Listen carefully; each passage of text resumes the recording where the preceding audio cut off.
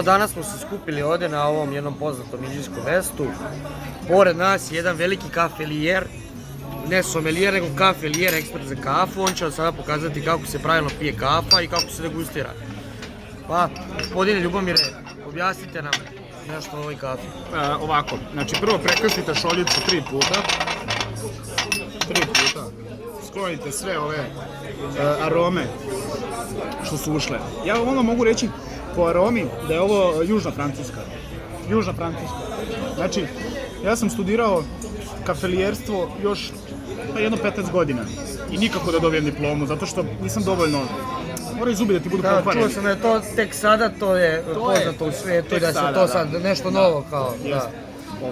Ovako se proba kafa, znači stisne se šoljica što više. Ako pukne, to je onda sigurno će biti dobra kafa. Ako ne pukne... Kakva je kafa? Šta mu je? Gorka. Ovo je bez šećera kafa, sigurno, znači nema ni mrve šećera. Rekao bi da je ovo bila mala puna, znači nije bilo mleka. Nije bilo mleka i konobaru su neku malu punu, tako da sigurno mala puna. Čega ima više, arabike ili robuste u toj kafi? Pa ima brancina unutra, 100% brancin se osjeća.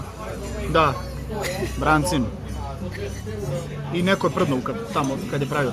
Da, 100% je prdno ovaj šanker. Da, svaka čast. Ja sam to 15 godina. Koliko godina vam je trebalo? 15 godina mi je trebalo da skontam koji je koji prdež.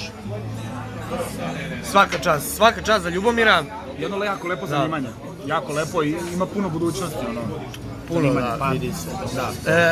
Isto bih htio da kažem da sam krenuo na studije, skoro da studiram to i upisao sam kao vodelijer. Znači, pogledajmo. Ova voda, na primjer... To kisela? Ne, sad ću vam reći. Ovo smo učili, tek idem jedno pola godine. To kisela? Ova voda, osjeti se da ima malo flora, ali da je iz južne potočine. Južnog potoka.